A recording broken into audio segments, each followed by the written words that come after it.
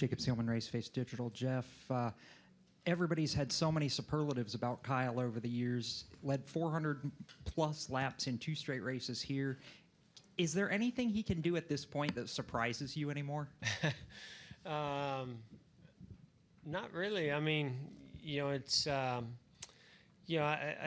seen him race so many different types of cars and have, do extraordinary things and dominate races. And, so to me, it's just all about, what are the records that he can break, or, what are the things that he can do next. And, I'm just glad that he's a part of our organization and that we get to go, race with him. And he's teamed up with Cliff Daniels, which I think they make, just a great pairing for crew chief driver. And that was, there's been a pit crew change recently, so that was big for them. And I mean, obviously with everything, the loss of John this week, this was really meaningful. I just, this organization just has a way of stepping up and answering and just persevering in the toughest of times, and they did that again, and I'm really proud of that.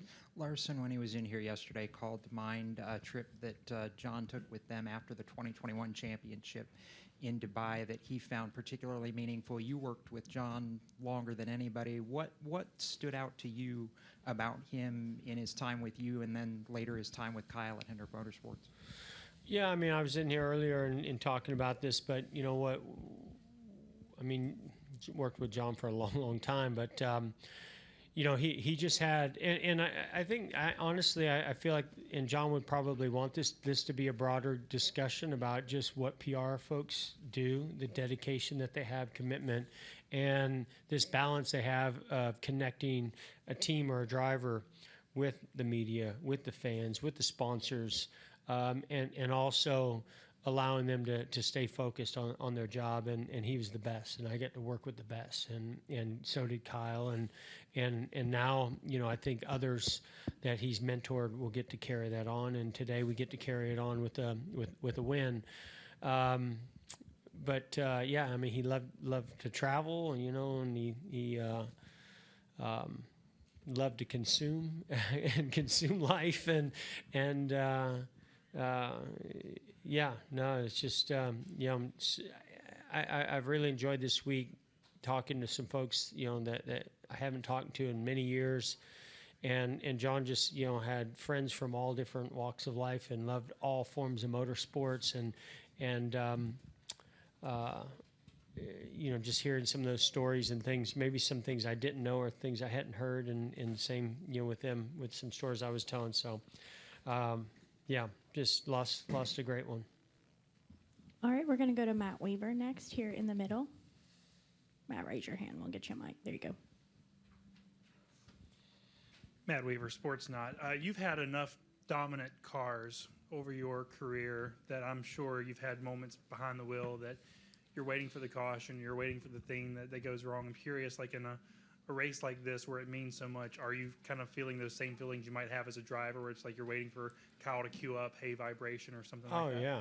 You're just, as a driver, in a team, you're just waiting for, and you're telling yourself, man, please no, but usually it does happen, right? It's almost inevitable when you have a dominating car like that something happens, and it's almost like more often than not that the win doesn't come in a dominating performance like that. So yeah, you're feeling every vibration and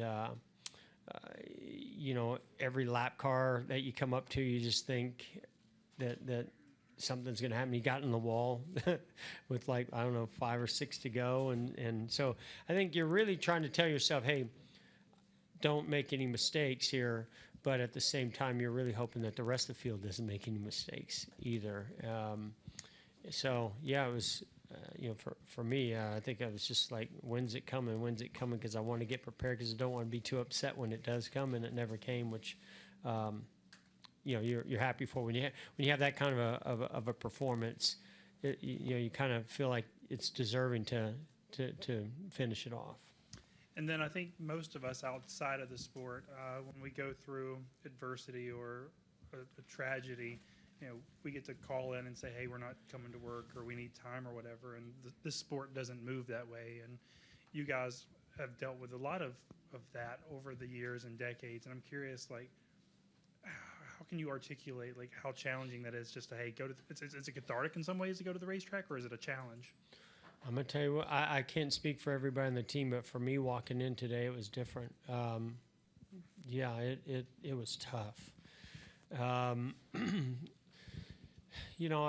think that we've gone through a lot as an organization over 40 years, and when you have experience in those things, you realize that what would that person want, and try to fulfill that. And John would want us to be here racing, and would want us to. I don't even think he'd want us to honor him. He'd want us to not say his name at all. He wants to go under the radar and be on this kind of unsung hero, I guess. But there's no other way to do it any other way for a great like him. And but yeah, I think we've just sometimes it's therapeutic, but it's also not really an option either. And like you mentioned, and so you just try to learn from it and grow from it, and bond together as an organization, as a team together, and I think that's what John's going to do in this case for us. Yeah. All right, we're going to go to Shane in the back. Shane, can you just raise your hand? There you go. Thank you. Shane Connick, Charlotte Observer. Now, know you would have loved to pull off the triple this weekend, but just how special is this entire weekend when you look at Kyle's performance yesterday and today, just for this team? Yeah, I mean, I do know how bad he wanted it. I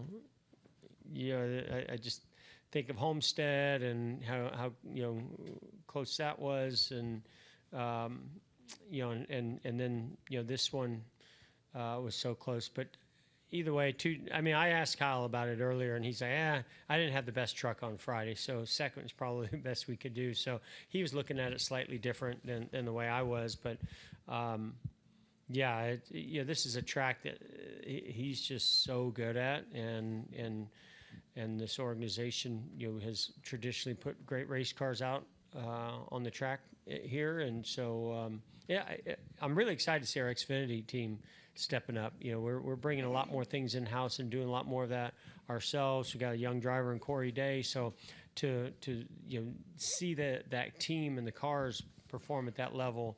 When you put Kyle Larson in the car, you better win with it at Bristol. It's just kind of Bristol and Homestead. Seems like if you don't, then you've really kind of let everybody down. And you and Kyle both obviously worked with John for a long time. What is it about? How important is it to have a PR rep who is as good as John was? Yeah, what I loved about working with John is that he would call me out, or he would put an emphasis on things that were priorities, and sometimes you get caught up in in going week to week, or things that you not always are wanting to put some of the opportunities that come your way first, because you got something else happening. And John was always great of just presenting it in a way of, hey, I think this is a great opportunity, and if we don't do it today, maybe you can do it tomorrow or another time, but you need to do it. And when he said that, then you're like, absolutely. If he believed in it, then I believed in it, and I think Kyle felt the same way when he was working with him. And it was always just a good balancing act. Plus, he just he loves motorsports, loved his job, and was easy to work with. So yeah, that's the kind of person that you want on your side in that role. All right, we're going to move up front here. We're going to go to Jordan and then Dustin. Jordan Bianchi, The Athletic. I understand you're going to be coming at this from a biased perspective. What is better race at Bristol Motor Speedway? Last year when you had tire wear and it was kind of really into the driver's hands, or is it better this year where the best driver and team can assert themselves and kind of run away. Yeah, I mean, I am a little disappointed today, with the tire. I'll be honest. There was no fall off and no wear. We all thought there was going to be tremendous wear, and there wasn't. But at the same time, I don't like what happened last year either. I wish, and I want to say this: Goodyear has a tough job. I think this car, we have a heavy car, just stock cars in general. We have these high bank tracks, heavy loads, abrasive surfaces.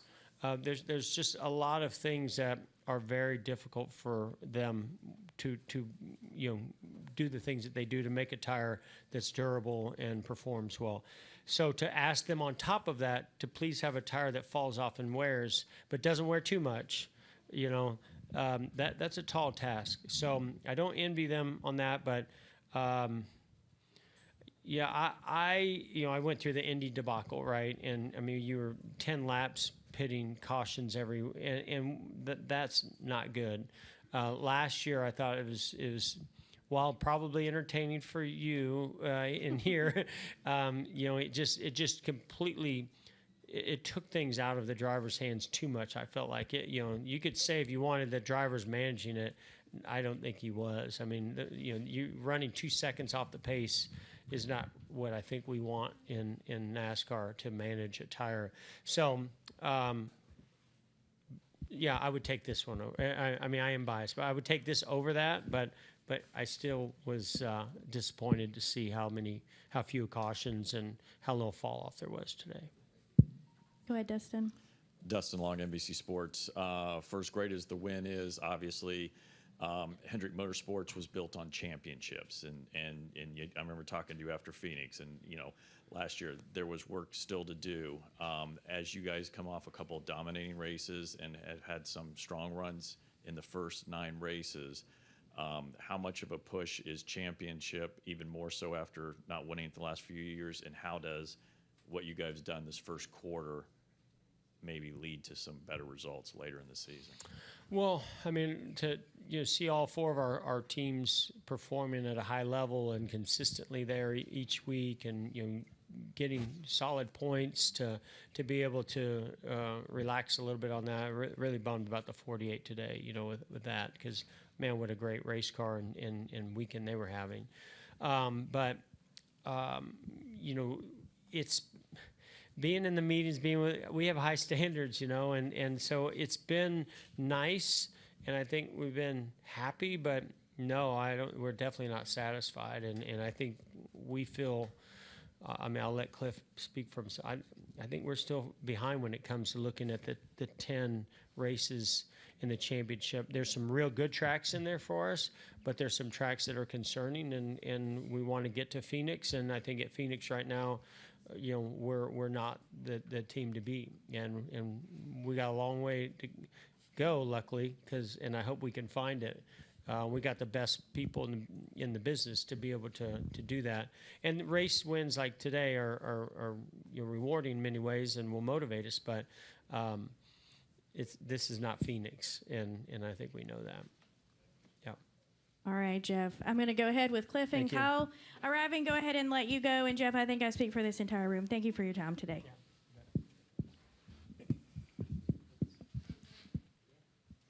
All right. We will go ahead and move into our post-race press conference with our race winner, Kyle Larson, our race-winning crew chief, Cliff Daniels. Congratulations on a very dominating performance. We will go ahead and open for questions. If you have a question for Kyle or Cliff, go ahead and raise your hand. We'll get a microphone to you. We'll start up front with Scotty. Scotty Sprinkle, Race Face Digital. This one's for you, Cliff. I talked with Jonathan Hassler and Billy Scott, and they both said they kind of thought it would lean more into a tire wear race, and obviously that didn't happen. I'm curious for you, going back to yesterday, what were your thoughts after practice, and then coming to the track today, seeing the weather and everything before the green, what did you think the tires were going to be like? I think all of us in the garage probably had a lot of speculation still. Certainly, the track conditions, the temps, and even really the pace of practice yesterday was just really high, really abusive on the tires for what those conditions were. Today we had a lot of direct sunlight on the track, so with that comes a bit more track temp. We had a fresh application of PJ1. It's crazy to think that the margin is that small between the tires holding up and having enough temp in them to activate whatever the juices are that makes it work out and not shred them like it did yesterday. I don't know that we had a very strong opinion one way or the other, more skeptical, but Kyle and I both looked at the track a little while before the race and thought, if anything, it had more potential to take rubber today. All right, our next question will go to Zach Cernolino up front.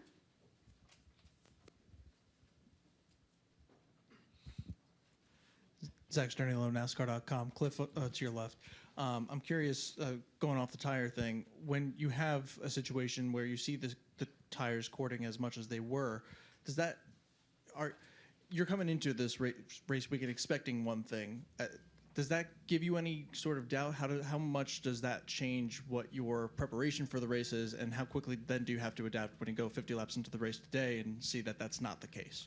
Yeah, I mean, we certainly had, kind of a two-part conversation around what it would look like for a rubber race. It wasn't a fully rubbered-in race, but certainly the tires made it. And then the conversation around what it would be like if it was a kind of a chaos-type race with a lot of tire wear. To be honest, our learning experience from last year, when it was the kind of the chaos race, was a well-balanced car was still going to give you the best potential to manage it on either side. So our focus yesterday in practice, even though we went really fast for what our run was and wore out our tires really quickly, gave us a great read on the balance of the car and a couple little things that we could just take into today, knowing that, again, either way the race could potentially go. We're just trying to set ourselves up for the best opportunity for longevity, for pace, for Kyle being able to manage the runs, with the tire degradation in mind. Certainly no right answer, but we were hopeful that a balanced car would present a decent potential for either scenario. All right, we're going to continue with questions. We'll come over here to Jordan. Jordan Bianchi, The Athletic. Cliff, we've heard from Kyle, we've heard from Jeff about this week. From your perspective, what has this been like for you with John? Yeah, I genuinely appreciate you asking that question. It's it's been a tough week for our team for many reasons. Obviously, the most monumental of all was losing our beloved Sean Edwards, and to me, just stepping back and trying to reflect on what the week has been, because we've been very zoomed into it. I was very close to a lot of conversations with John this week, even right before his passing, and just involved in a lot of the things right after. The outreach from the community, from all of the people that he's touched, his network has been so big over so many years within our sport and our industry. That's been so heartwarming to see, the people that loved him for so many years, the people that he impacted. And it's that way for a reason. John carried himself with a lot of joy, a lot of care for others. I can just think of so many situations in our time together where it didn't matter who it was or what publication or what media outlet or what driver, team, anybody. John had the same high level of care and concern and love for others, irregardless of who it was, and that's what made him such a joy to be around. And to lose him as a friend and a teammate is sad and tough for all of us, but it's almost brought about a little bit of peace and joy for his life to see how many people that he touched. And genuinely, I think that's his legacy, to challenge everyone to think about others that way, to carry themselves that way with so many. We were talking about it this morning with our resident chaplain, Donnie Floyd. John lived out so many godly characteristics just in kindness and the grace that he showed to others. That's the impact he has on us, and I believe that's the impact he has on our community at large. I asked Kyle and Jeff this question too, so I'm going to ask you, favorite memory? Absolutely. He would always come up to me before every race, hey, Cliff, when we win later and when we dominate later, we're going to do this, and this after the race. And I'm a big don't jinx it guy, so I'm always like, John, no, you can't say when we win. Every Sunday, yeah, when we kick their ass today, Cliff, we're going to do this later. So I missed that, and I enjoyed that interaction before every race because he knew that it was fun to say, but he also knew that it would kind of twist me a little. So I appreciated that. You did kick their ass today. I say, I'm sure he didn't jinx today. So He didn't jinx today. That's right. Ask you both this question. We had this race a year ago. It was a high tire wear. Drivers say that puts it in their hands, et cetera, et cetera. When you look at today's race versus last year's race, do you have a preference of what you want last year, this year, somewhere in the middle? Go ahead. I've led 860 something laps the last two. 873. So obviously I'm going to be biased to this. I just think it's more fun.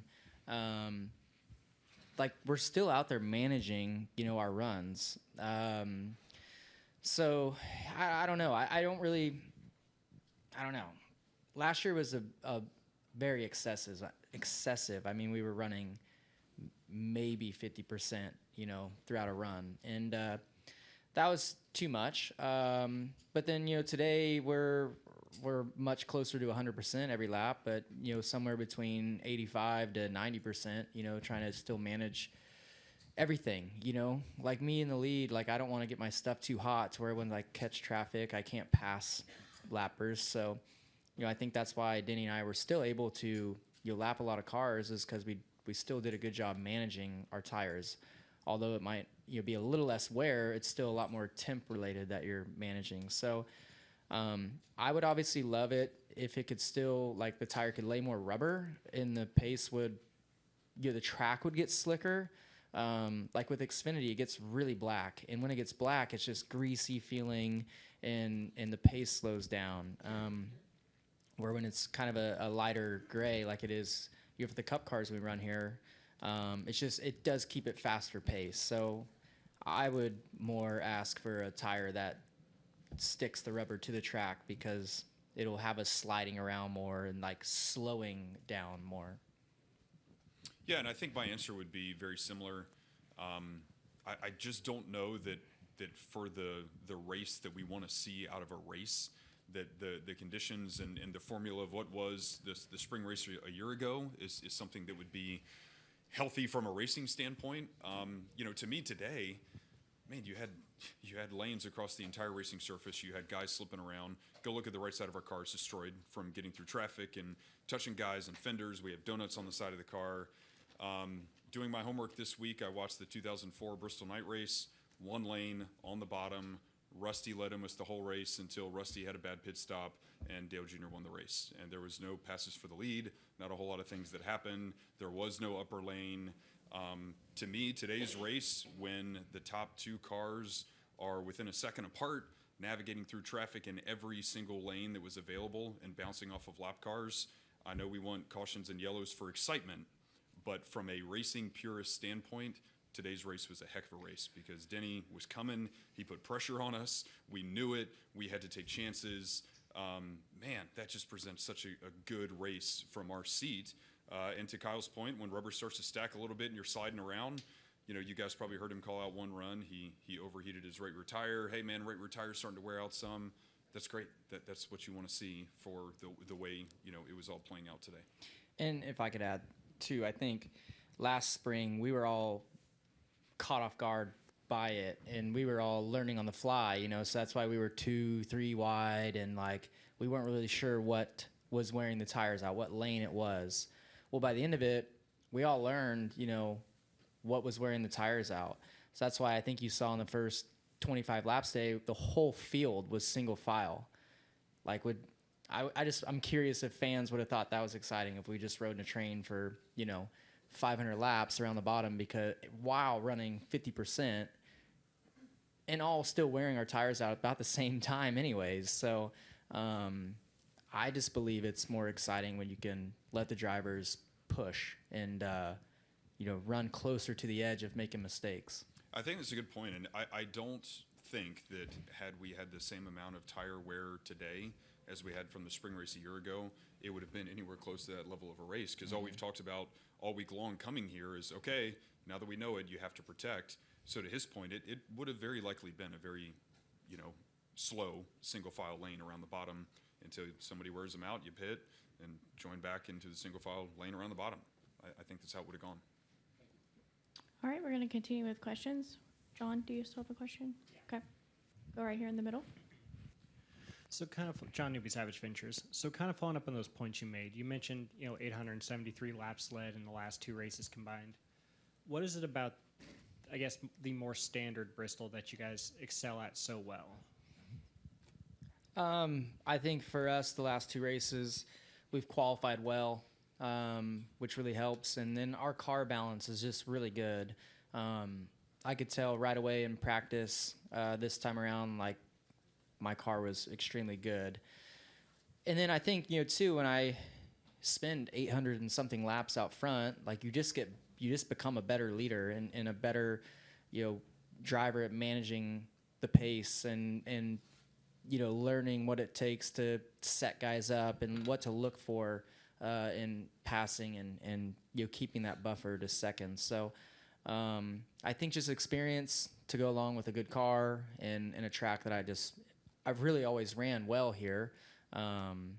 Just now I kind of have the team and car to go along with it. And then just kind of following up on what she said about like the experience. Watching from the press box, you could see other drivers, they'd try kind of that diamond pattern that you run, but if they would see 2 cars kind of spaced unevenly, they wouldn't try to put their car there. But then you would, and you would make it work.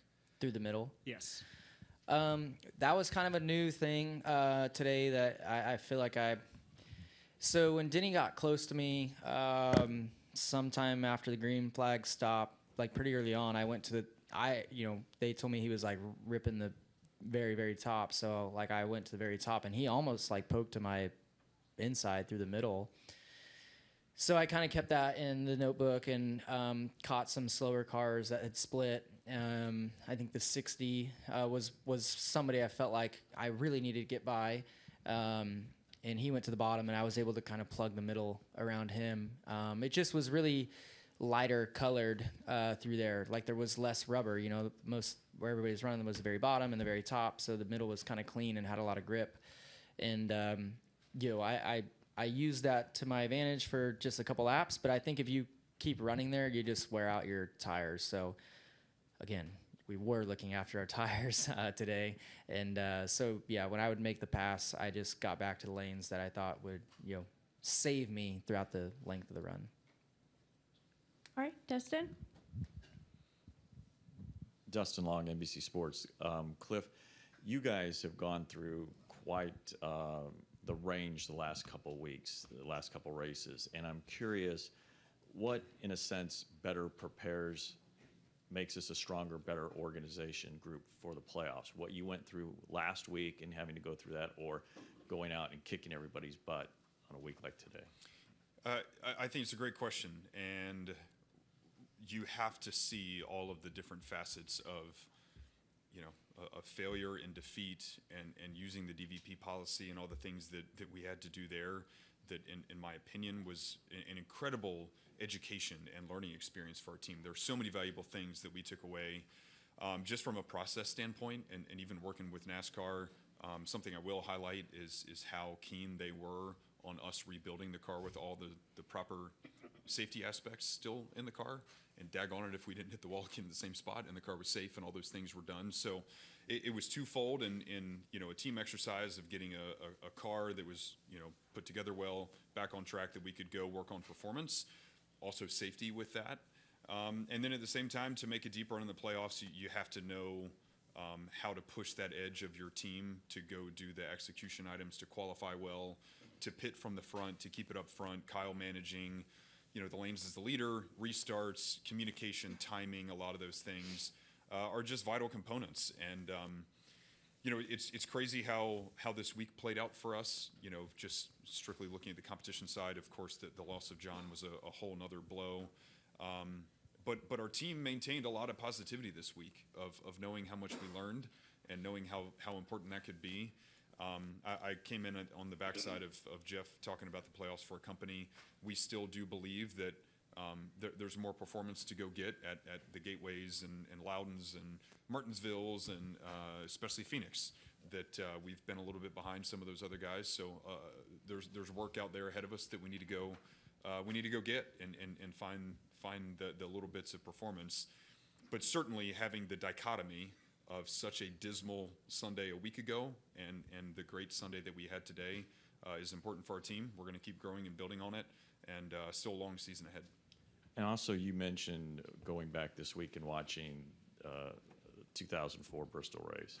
So with everything that you have to do, with all your time limited in preparation each week, why are you watching a race from over 20 years ago? Are you that big of a Dale Jr. fan?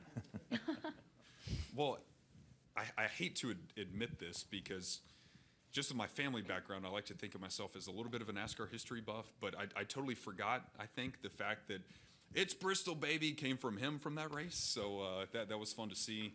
Why am I watching it? I had exhausted myself on watching all of the 2023 and 2024 races. And as we're working through the week, there's a lot of things going on with our week, especially this week. But it was kind of on in the background. And for me, it's a helpful reminder just to see, the way the track has evolved, the way the sport has evolved, and just have a healthy appreciation for what it is that we do. There's so many, veterans and people of the past of our sport that have paved the way for us to get here. The next gen era is certainly unique to what it is, as have many of the eras of NASCAR been. But our whole team is a team full of racers, and we have a very healthy appreciation and respect for the ones who paved the way for us to be here. Shane Connick. Oh, sorry. No, you're good, Shane. Go Shane ahead. Connick, Charlotte Observer. Kyle, Jeff was in here earlier, and he was saying it was, he talked to you about pulling off the triple potentially, and you were like, well, I didn't have the best truck on Friday. But regardless, though, how do you put this weekend, past 2 days specifically, just in words? I don't know. I race a lot, so it's cool, to win 2 times in a row on the same weekend. But I don't overthink it or celebrate it too much, I guess. So I just love to race, and I love Bristol, and was really excited about this weekend. Obviously, wish I could have been one spot better on Friday to join Kyle, but regardless, I had a great time this weekend and got to lead a bunch of laps and challenge for wins and win a couple of them. So. Yeah, proud of it, and hopefully get the chance to do it again in the future. Next year would be, I'm done racing trucks and Xfinity for this year. So hopefully the schedule lays out right. Next year I can try again. All right, Kyle, Cliff, congratulations again on your win today, and we appreciate the time you spent with us. Thank you.